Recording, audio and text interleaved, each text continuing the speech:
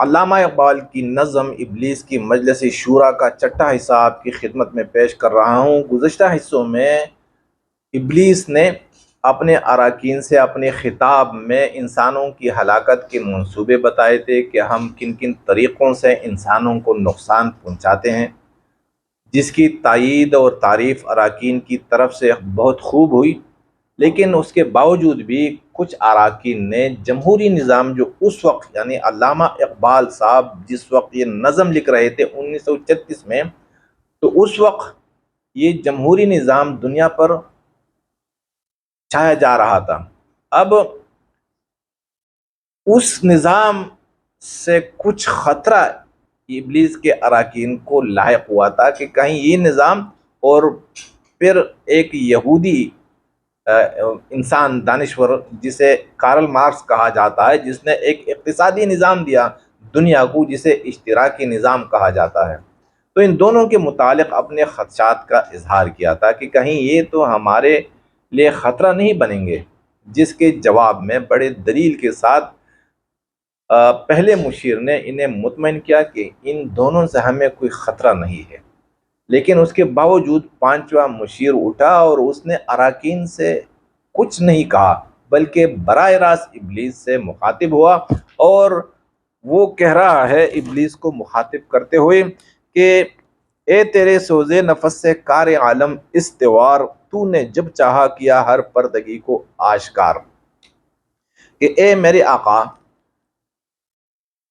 تیرے سوزے نفس یعنی سانس لینے کی جو تپش ہوتی ہیں، جو حرارت ہوتی ہیں، اسی حرارت سے تو دنیا کا دندہ چل رہا ہے، اور تجھ سے کوئی چیز بھی پوشیدہ نہیں ہے۔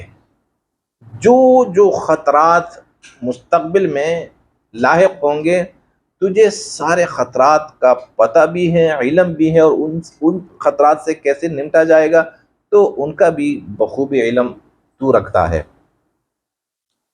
آب و گل تیری حرارت سے جہان سوز ساز، ابلۂ جنت تیری تعلیم سے دانائے کار، تو نے انسانوں کو وہ طریقے سکھائے کہ یہ انسان تو جنت سے نکالا گیا تھا اپنی حماقت کی وجہ سے، اور یہاں پر یہ اس دنیا کو بنا رہا ہے اور اپنا کاروبار چلا رہا ہے، تو یہ کس کی برکت سے؟ یہ تیری ہی حرارت کی برکت سے، کہ دنیا میں جتنے بھی غم ہیں اور جتنی بھی خوشیاں ہیں یہ تیری وجہ سے ہے، یعنی تو استاذ ہے دنیا والوں کا۔ اور پھر کہا کہ تجھ سے بڑھ کر فطرت آدم کا وہ محرم نہیں، سادہ دل بندوں میں جو مشہور ہے پروردگار۔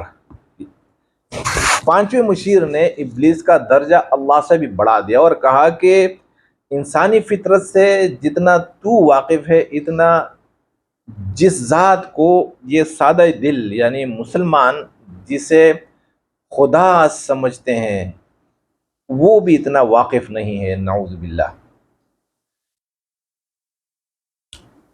کام تھا جن کا فقط تقدیس و تسبیح و طواف، تیری غیرت سے ابد تک سرنگو و شرمسار۔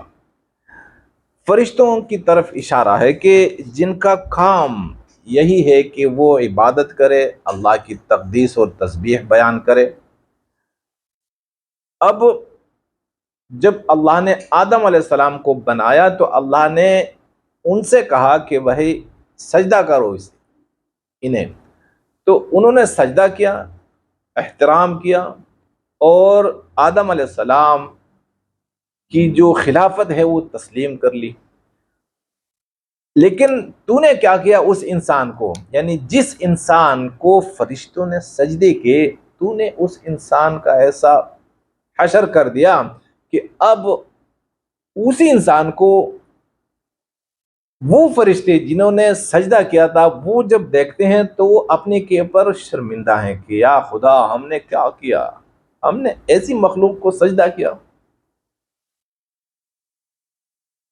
تو یہ کارنامہ کس کا ہے؟ پانچواں مشیر کہہ رہا ہے ابلیس سے کہ یہ تیرا ہی ہے، یہ کمال تیرا ہے۔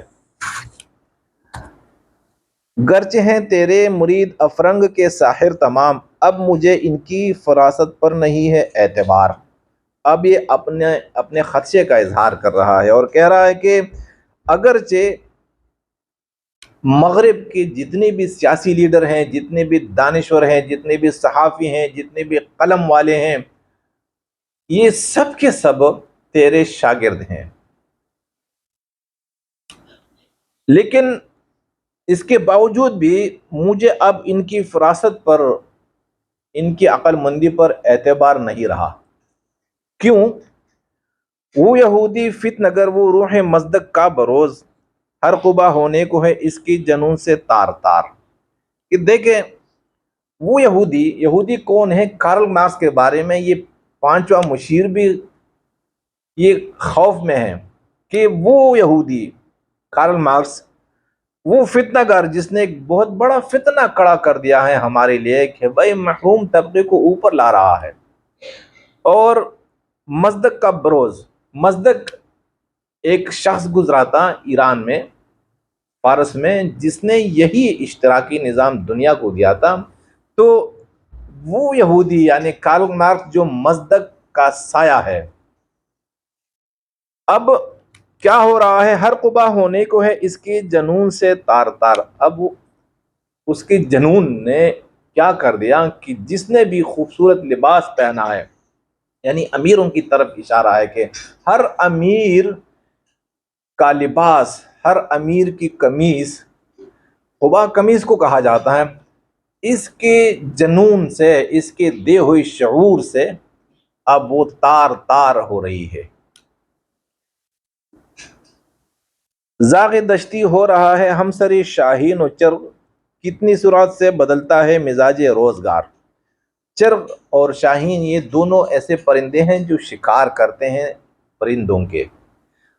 تو پانچواں مشیر کارل مارکس کے بارے میں اپنے خوف کا اظہار کر رہا ہے کہ دیکھیں زاغ دشتی ہو رہا ہے، کوا جو صحرا کا کوا تھا وہ شاہین اور چرغ کا ہمسر اس کے برابر ہو رہا ہے۔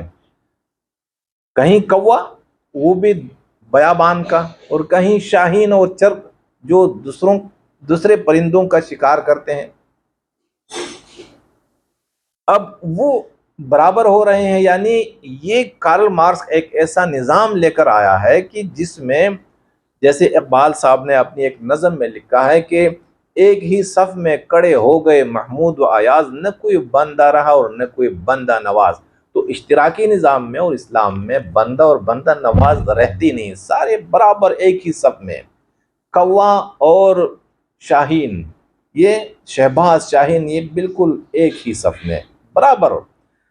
تو کہہ رہا ہے کہ دیکھیں یہی ظلم ہوا، ہم نہیں چاہتے کہ انسان برابر ہو، ہم چاہتے ہیں کہ کچھ آقا ہوں باقی غلام ہوں، کیونکہ اس سے تباہی کا نظام چل سکتا ہے۔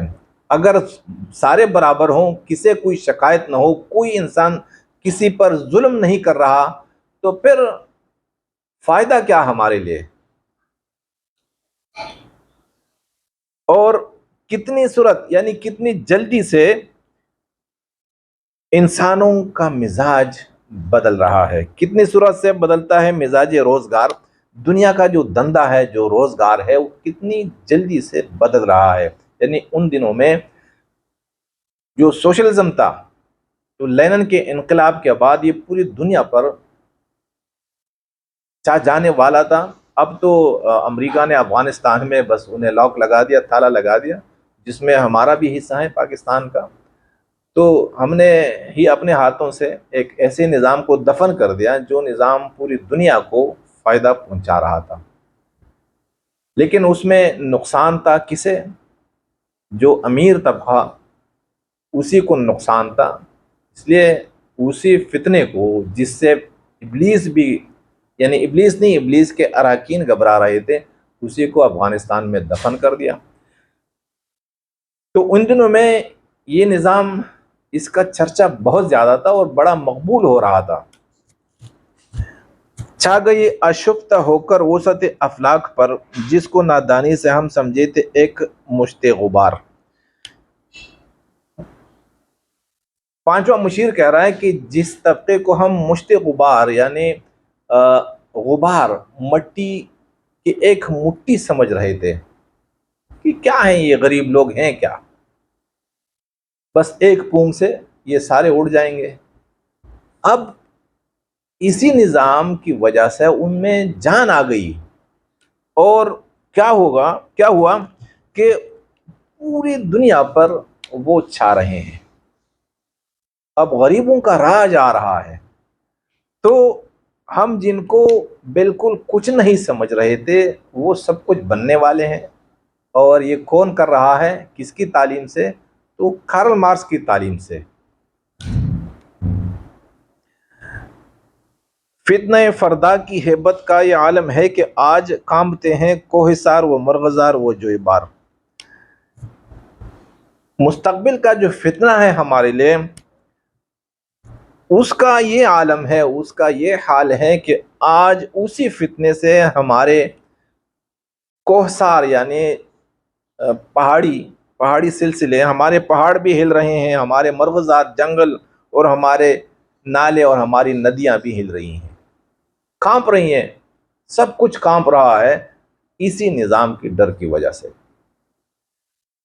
اور پھر کہہ رہا ہے پانچواں مشیر ابلیس سے کہ میرے آقا وہ جہاں زیر و زبر ہونے کو ہے، جس جہاں کا ہے فقط تیری سیادت پر مدار۔